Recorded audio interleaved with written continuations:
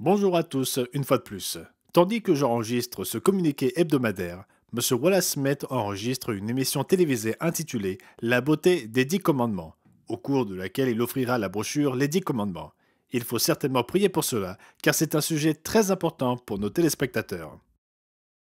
La semaine dernière, Monsieur Mike Haycoop a rédigé un rapport pour leur bulletin hebdomadaire régional du Canada au sujet de l'œuvre effectuée à Hong Kong, en Chine.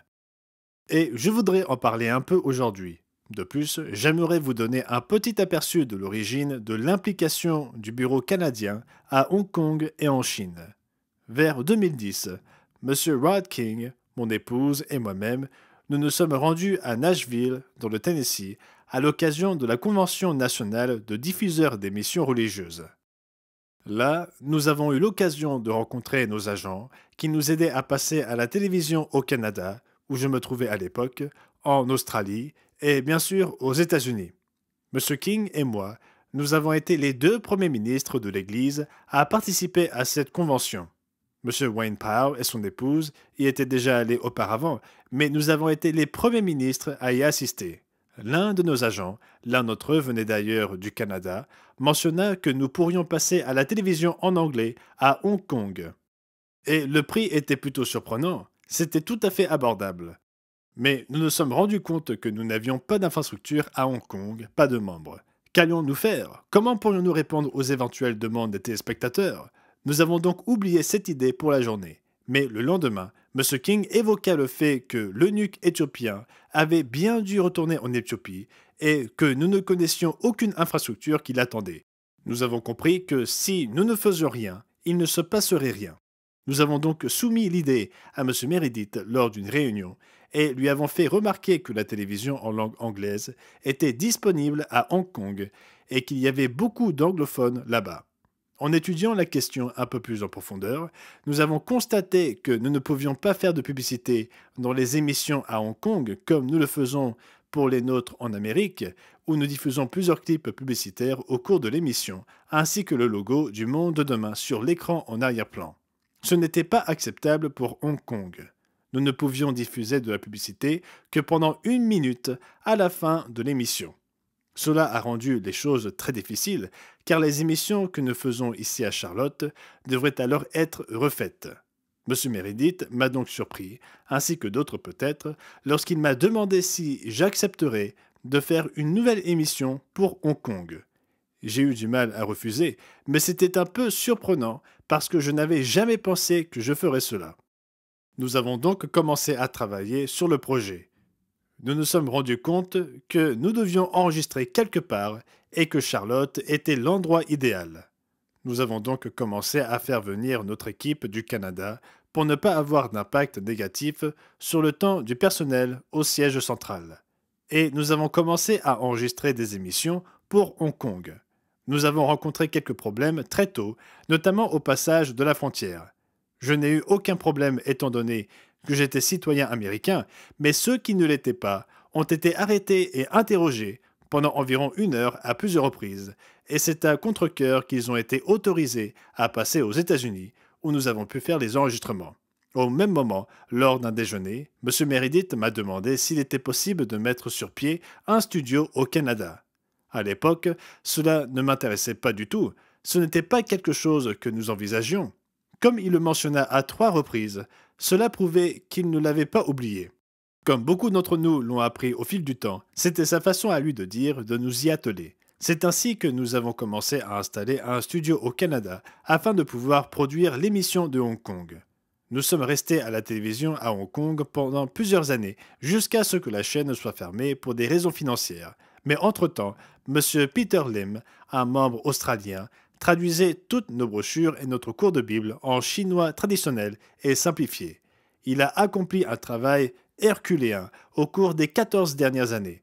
Bien que de nombreux dialectes soient parlés en Chine, les mots écrits en chinois traditionnel ou simplifié sont compris universellement. Plus récemment, Mabel Lim, qui n'a aucun lien de parenté avec Peter et qui vit au Canada, traduit les scripts des points de vue et ceux des émissions du Monde de demain pour les publier sur YouTube et sur le site internet. Nous avons créé un site internet chinois où le Canada l'a fait. Je n'étais pas là à l'époque où cela fut créé, mais nous avons créé un site internet et nous avons continué à travailler autant que possible. Monsieur Michael Haycoop, Jonathan Riley, mon épouse et moi-même avions également passé du temps en 2012 avec notre agent. Nous avions également rencontré l'avocat et nos comptables pour nous assurer que cela était conforme à la loi. Voilà un peu comment tout cela commença à Hong Kong et en Chine. L'effet de la construction du studio s'est fait sentir bien au-delà, car le Canada enregistre maintenant des points de vue et des émissions originelles. Pendant un certain temps, nous le faisions également en français. Il y a beaucoup de travail qui s'accomplit là-haut, et comme l'a dit un jour M. Ames, je me demande bien pourquoi Dieu nous a fait construire un studio au Canada. Mais il y a eu énormément de retombées. Cela m'a certainement donné beaucoup d'entraînement, beaucoup d'expérience avant de venir ici. Et donc il y a beaucoup de bonnes choses qui sont arrivées grâce à cela, même si nous ne sommes pas directement à la télévision à Hong Kong pour le moment.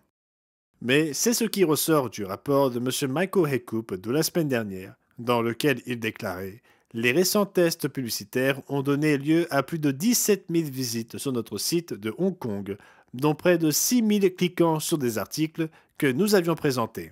Je comprends que ces chiffres sont relativement faibles lorsqu'il s'agit de réponses sur Internet. Quand même, il s'agit de 6 000 visites sur des articles ou brochures ciblées. 6 000 y ont répondu. Nous avons également reçu plus de 250 000, c'est-à-dire un quart de million, de vues sur YouTube pour les points de vue en chinois.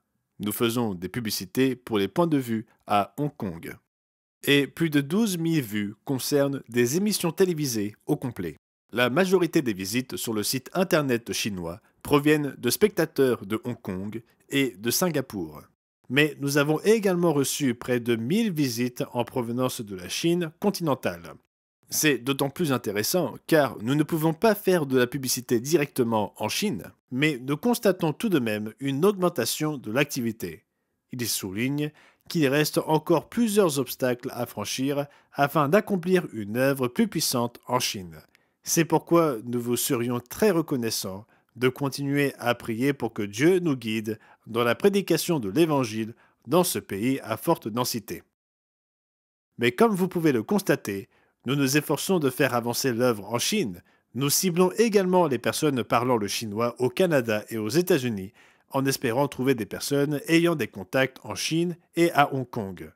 Nous recherchons également des personnes bilingues qui pourraient nous aider dans ce domaine. Nous avons 2 personnes, M. Lim et une autre personne, qui traduisent des articles et des points de vue, etc. Voilà donc un peu le contexte et ce qui se passe avec l'œuvre à Hong Kong et en Chine, dont l'effort émane du Canada. C'était donc Gerald Weston pour l'Église du Dieu vivant, pour la semaine se terminant le 6 janvier 2024. Passez un merveilleux sabbat.